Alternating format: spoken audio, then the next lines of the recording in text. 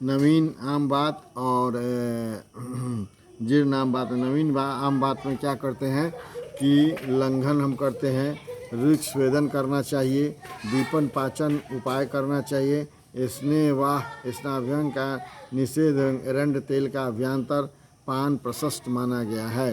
विरेचन एरंड तेल स्नेह रात्रि में देना चाहिए। बस्ती अनुवासन बस्ती लाभकारी नहीं होती है तथा स्थापन बस्ती का प्रयोग हितकर होता है। उपनाह में रुक्ष उपनाह स्वेद का प्रयोग करना चाहिए। और जीर्ण आम बात में बृहत्मक उपाय धातु छीनता होने से, द्रव स्वेद जैसे नारी पुष्टिक साली आदि से। 3 नंबर में 2 शामक उपाय करते हैं और इसमें त्रिफला त्रिविध द्रक्षादि से मृदु रेचन कराना चाहिए। इसमें अनुवासन एवं स्थापन बस्तियों का प्रयोग काल कर्म योग के आधार पर करना चाहिए। स्निग्ध उपनाह स्वेद प्रयोग करना चाहिए।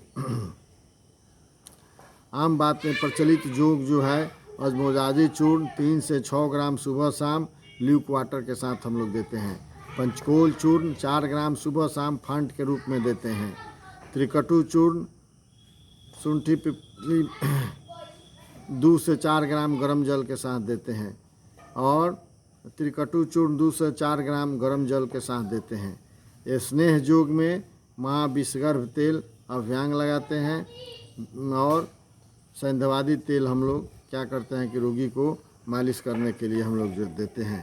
विरेचन योग में हम लोग क्या देते हैं रोगी को, एरंड तेल हम लोग देते हैं 10 से 20 मिलीग्राम गोमूत्र या गो दूध के साथ मिलाकर हम लोग देते हैं। हरितकी चूर्ण हम लोग 3 ग्राम प्लस एरंड तेल 10 से 20 मिलीलीटर उष्ण जल के साथ देते हैं। और सिंहनाथ गुगुल का प्रयोग करते हैं। त्रिविध योग का हम लोग प्रयोग करते हैं। बस्ती चिकित्सा में अनुवासन बस्ती, सैंधवादी तेल या नारायण तेल की अनुवासन बस्ती का प्रयोग जीर्ण आम बात में करना चाहिए।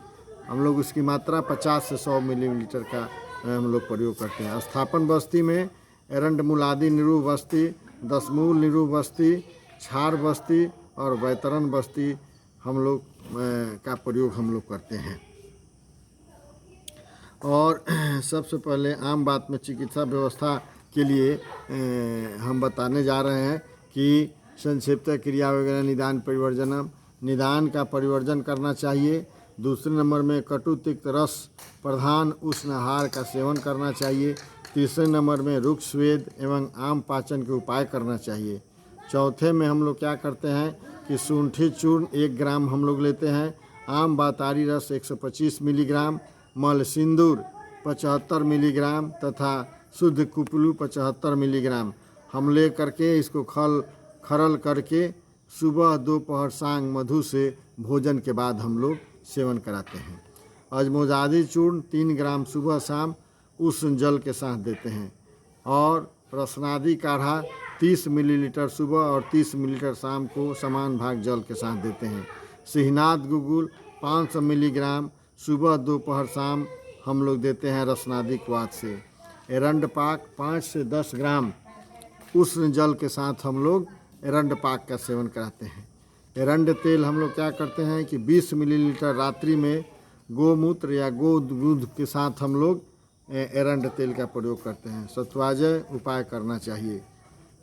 आम बात के रोगी को सत्वाजय उपाय बहुत ज़रूरी है, वो करना चाहिए। और बात शामक आहार का सेवन करना चाहिए। अभ्यंतर स्नेहपान बाह स्नाभ्यंग विषगर्भ तेल से मृदु स्वेदन विशेषकर षष्ठीशाली पिंड स्वेद के प्रयोग में लाएं। बस्ती कर्म सैंधवादी अनुवासन तथा क्षार बस्ती या वैतरण बस्ती का स्थापन के रूप में प्रयोग करना चाहिए। चिकित्सा व्यवस्था में महाबात विध्वंस रस 125 मिलीग्राम, जोगिंदर रस 125 मिलीग्राम, गोदंती भस्म 500 मिलीग्राम और श्रृंग भस्म 250 मिलीग्राम सुबह शाम मधु के साथ भोजन के उपरांत देते हैं। अमृतादि गुगुल 500 मिलीग्राम सुबह शाम उष्ण जल से देते हैं। दशांग लेप स्थानिक प्रयोग करते हैं। सत्वाजय एवं नित्य व्यायाम आदि का पालन आम बात के रोगी को करना चाहिए। आम बात में पथ्य जो है क्या है, यव कुलथ और च्यावक आदि आहार के रूप में प्रयोग कर सकते हैं। और करेला पटोल अदरक रसोन का प्रयोग कर सकते हैं। उष्णोदक ले सकते हैं।